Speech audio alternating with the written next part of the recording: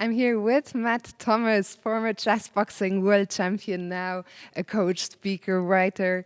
Matt, welcome. Thank you for being here. Excited to be here. I feel lucky to get to be included in this cool movement that we're experiencing with freestyle chess.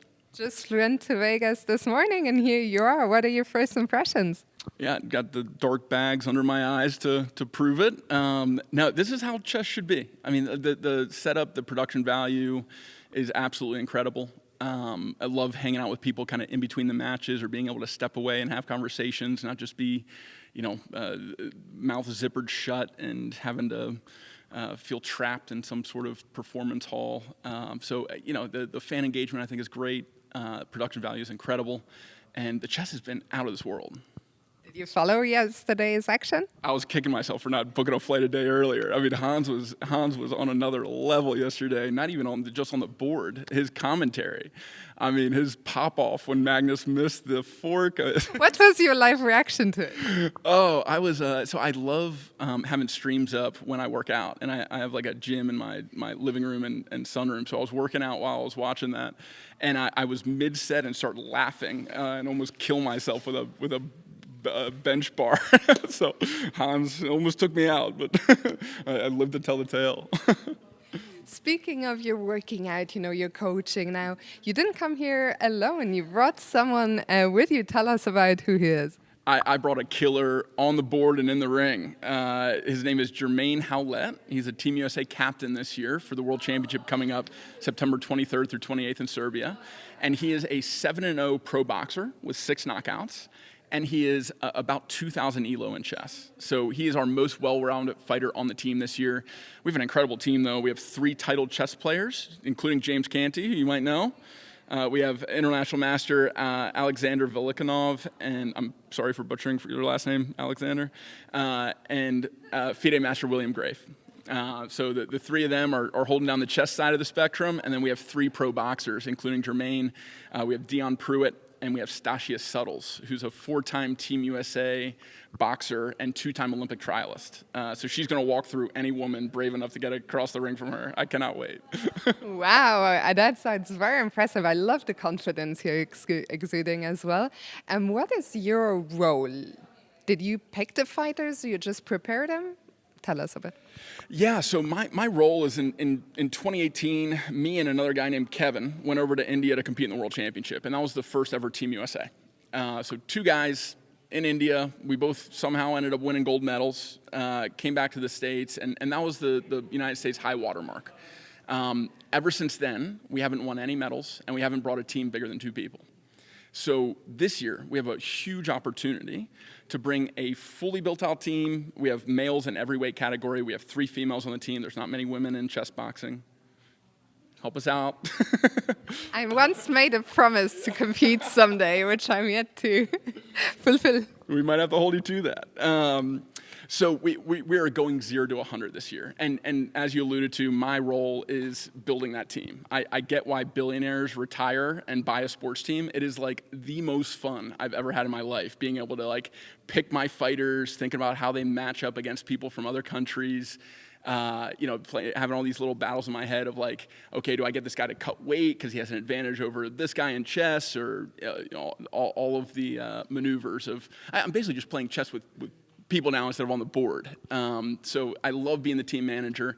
I also commentate every international chess boxing event through the WCBO. I know you do WCBA stuff.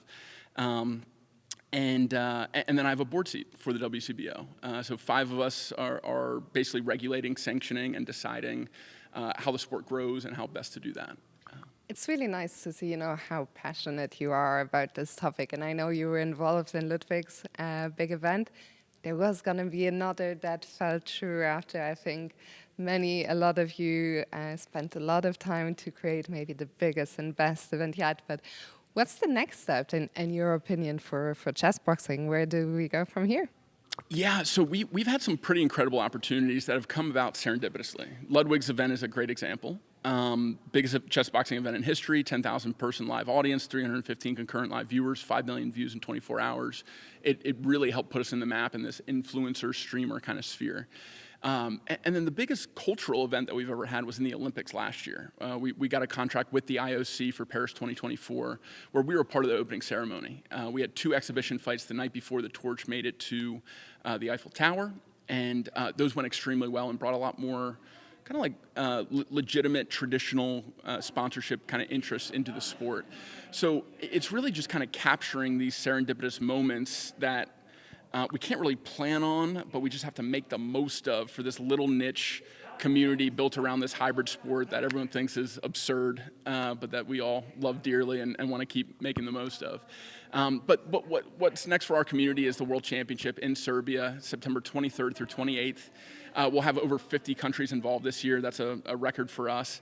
And over 200 competitors. So it'll be a great snapshot of the best in the world at this. Maybe you can talk to your friends in London so we can get England involved in the World Championship. They're the only major chess boxing nation that don't come. So Gavin and friends, get on over to Serbia. We'd love to have you. And yeah. I will definitely have a word with Gavin. And Matt, just a final question for you. You spoke about training the Team US and how exciting it all is. If you could pick one of our 16 players here to train him or her up for a chess boxing match, who would you pick and why? It's a great question. So Fabi and I have been going back and forth in DMs for a little over a year. And he's been training just to stay in shape, hitting mitts with Christian. So I would love to have Fabi on the team for the non-contact version of chess boxing, which is called Chess Boxing Fit. You do a minute of bag work that's judged by a boxing referee. After that minute, you sit down, you play the first 3 minutes of a blitz game. After those 3 minutes, if there's no checkmate, you get back up, you put the gloves back on, you do another minute of bag work, and then sit back down and finish the blitz game. This is the best stepping stone for chess players thinking about getting involved with chess boxing because there's no risk of impact, no head injury, nothing like that. So Fabi is not interested in doing the classic version, which is the professional version that I competed in, and I have the scars and the dented head to prove it.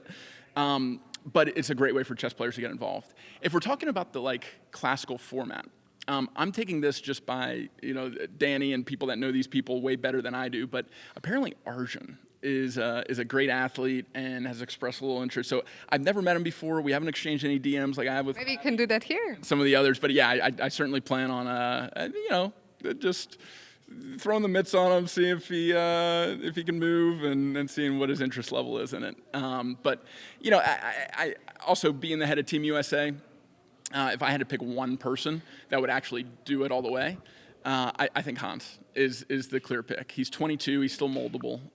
He's got the right mindset for it. I love how he focuses. When they're studying the positions, he's off on his own. He's in his zone.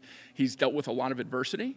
And that's important when you're in combat sports to be able to not just come back from adversity, but use that adversity as armor and as a tool in your tool belt. So I think I can mold Hans into a pretty formidable chess boxer if he's interested. I'll make sure to ask him next time I have him in front of the mic. Matt, thank you so much for sharing a bit of your story, your insights. It's fantastic having you here in Vegas. Enjoy the rest of your time. Thanks so much. Yeah, I'm psyched to be here and excited for the rest of the chess to come. So see you soon. See you soon. Thank you.